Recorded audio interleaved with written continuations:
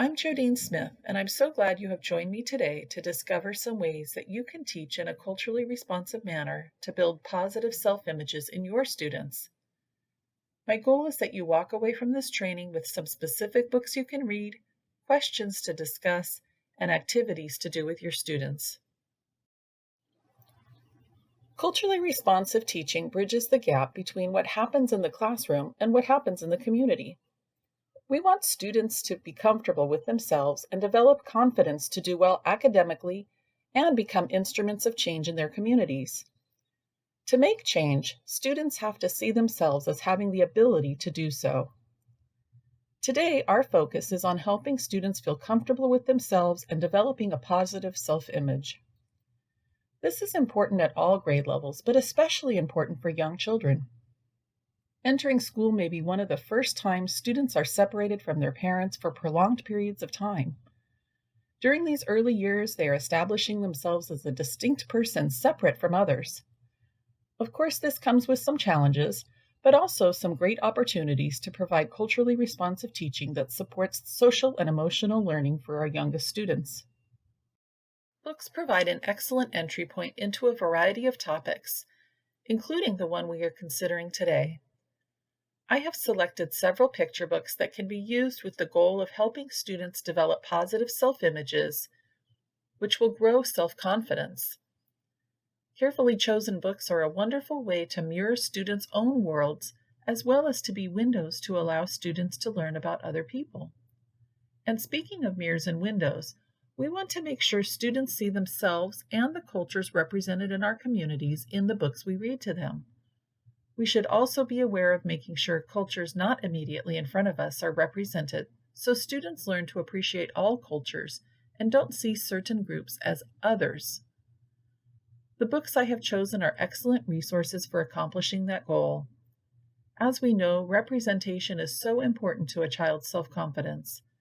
For this particular module, I have selected books that have characters that positively represent Black children. These amazing characters can help students grow their self-confidence by seeing how their unique qualities are assets. These books would make a great addition to a classroom library, but they are also available as read-alouds on YouTube. For each book, I will provide a quick summary and 3 discussion questions that focus on one aspect of the book or topic.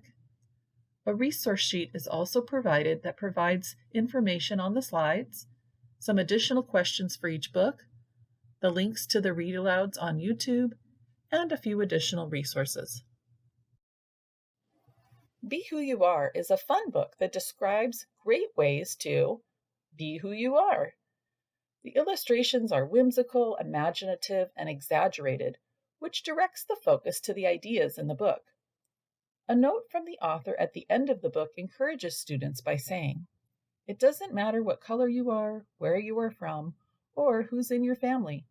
Everyone needs to be loved. Always love yourself and be who you are." This book provides an entry point to have students think about what makes you, you. The book provides ideas for students to get them started thinking about this question. It can also get them to reflect on how they know who they are and what they like. Do you know any superheroes? Alex, the character in this book, is a superhero. And while reading this book, you find out why Alex is so marvelous. But after hearing all about Alex, the reader learns that he has an identical twin brother named Andy. But guess what? Even though they look exactly alike, they still have things that make each of them marvelous in their own ways. And you have things that make you a marvelous superhero too. Kids love superheroes. Use this book as a springboard to have students think about what makes them superheroes and how they are the same and different than other people they know. Same Difference is the sweet story of Lydia and Lisa, who are cousins and seem just the same, until they notice differences. Grandmother helps them by explaining how they can be different and the same. In this book, Grandmother describes natural beauty. Have students think about what natural beauty is, what natural beauty they have, and how they can see it in others. What a beautiful thing. In I Like Myself, the main character says, I like myself because I'm me. The book tells all the ways she likes herself, and there are a lot. And some of the ways she likes herself are surprisingly opposites. This book can be used to identify the reasons children like themselves, but another focus can be on the page with the boy laughing at the main character. Discuss how students would feel if that was happening to them, what they can do about it, and then identify how the character in the book handled it.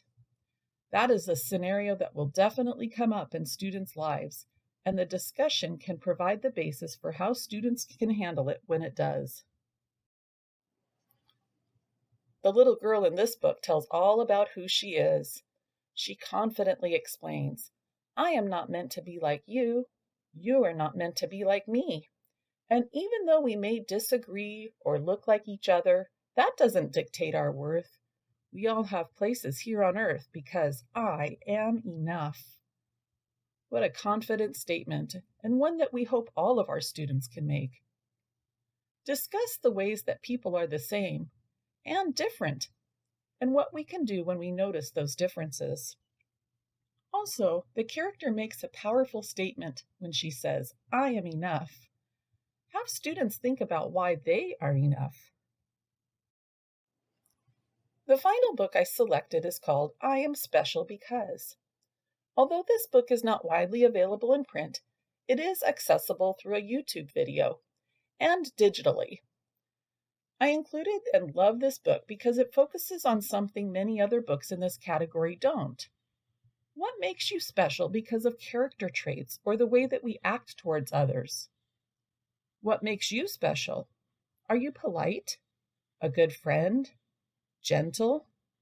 Kind? Find out some character traits that can make you special by reading this book. I love the aspect of having students think about their character and not just their physical attributes or what they can do.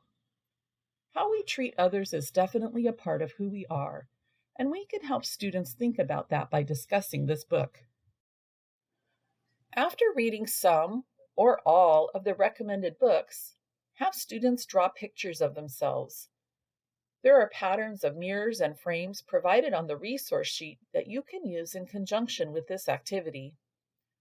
When students are done with their pictures, have them share the pictures and a reason why they are special or enough with their partners.